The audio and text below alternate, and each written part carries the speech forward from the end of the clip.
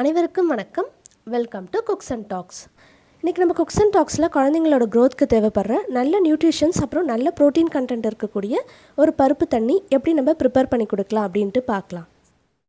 இது வரைக்கும் நம்ம சேனல் சப்ஸ்கிரைப் பண்ணலன்னா சப்ஸ்கிரைப் பண்ணுங்கள், பக்கத்துலேயே இருக்க பெல் ஐக்கானு கிளிக் பண்ணுங்கள். இப்போ நம்ம வீடியோக்குள்ளே போகலாம். இப்போ நான் 1.5 டேபிள் ஸ்பூன் அளவுக்கு சிறுபருப்பு எடுத்திருக்கேன். இதை நல்லா வாஷ் பண்ணி எடுத்துக்கணும். நம்ம எப்பயுமே குழந்தைங்களுக்கு பருப்பு வகைகள் கொடுக்க ஸ்டார்ட் பண்ணும்போது இந்த மாதிரி சிறுபருப்பில் தான் ஸ்டார்ட் பண்ணணும். ஏன்னா இதில் நல்ல ப்ரோட்டீன் கண்டென்ட் இருக்குது. அதே மாதிரி இது குழந்தைங்களுக்கு ஈஸியாக டைஜஸ்ட்டும் ஆகிடும். இந்த மாதிரி நல்லா வாஷ் பண்ணி எடுத்ததும் இதை ஒரு அரை மணி நேரம் போல் தண்ணியில் ஊற வைக்கணும். இந்த மாதிரி ஊற வச்சு செய்கிறதால அது டைஜஸ்ட் ஆகிறதுக்கு ஈஸியாக இருக்கும். அதனால தான் நம்ம இதை ஊற வச்சு செய்கிறோம். இப்போ அரை மணி நேரத்துக்கு அப்புறம் இந்த பருப்பு நல்லா ஊறியிருக்கு. இதை ஒரு குக்கரில் சேர்த்துக்கலாம். சேர்த்துட்டு இதில் இன்னும் ஒரு கப் அளவுக்கு தண்ணி சேர்த்துக்கோங்க. அப்புறம் கொஞ்சமாக இந்த மாதிரி சீரகம் சேர்த்துக்கோங்க. நீங்கள் 6 மாதத்து குழந்தைக்கு கொடுக்குறீங்கன்னா இந்த மாதிரி சீரகம் மட்டும் சேர்த்துக்கலாம். குழந்தை கொஞ்சம் 8 மாதத்துக்கு அப்புறம் ஆனதும் நீங்கள் ஒரு பல்லு பூண்டும் இதில் சேர்த்துக்கலாம். சேர்த்துட்டு இந்த மாதிரி கொஞ்சமாக மஞ்சத்தூள் சேர்த்துக்கோங்க. சேர்த்தது இதை குக்கரை மூடி ஒரு 4 விசில் வர அளவுக்கு நல்லா இதை வேக வச்சு எடுத்துக்கணும்.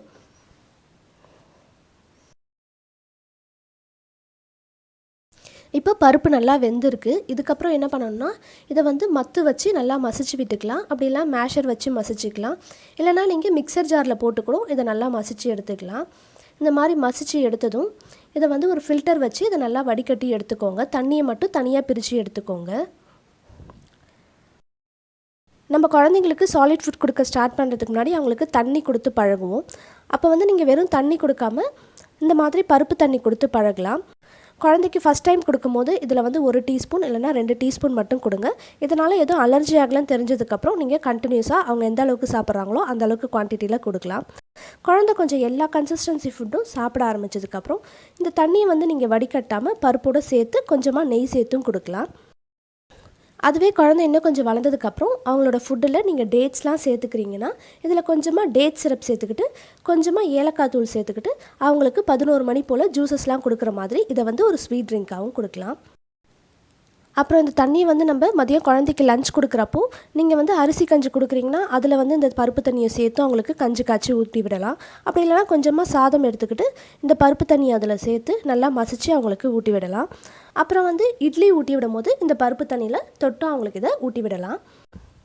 நான் என்னோடய குழந்தையோட ஃபுட்டில் ரெகுலராக கேழ்வரகு கஞ்சும் இந்த மாதிரி பருப்பும் சேர்த்துப்பேன். இது ரெண்டுத்துலையுமே பார்த்திங்கன்னா நல்ல கால்சியம் கண்டென்ட் இருக்குது. குழந்தையோட க்ரோத்துக்கு தேவையான நல்ல நியூட்ரிஷன்ஸ் இருக்குது. நல்ல ப்ரோட்டீன் கண்டென்ட் இருக்குது. நீங்களும் உங்கள் குழந்தைக்கு இந்த மாதிரி ஹெல்த்தியான ஃபுட்ஸ்லாம் செஞ்சு கொடுங்க. இந்த மாதிரி உங்களுக்கு வேறு என்ன வீடியோ வேணுன்றதை கமெண்ட் செக்ஷனில் சொல்லுங்கள். இந்த வீடியோ உங்களுக்கு பிடிச்சிருந்ததுன்னா லைக் பண்ணுங்கள், ஷேர் பண்ணுங்கள்.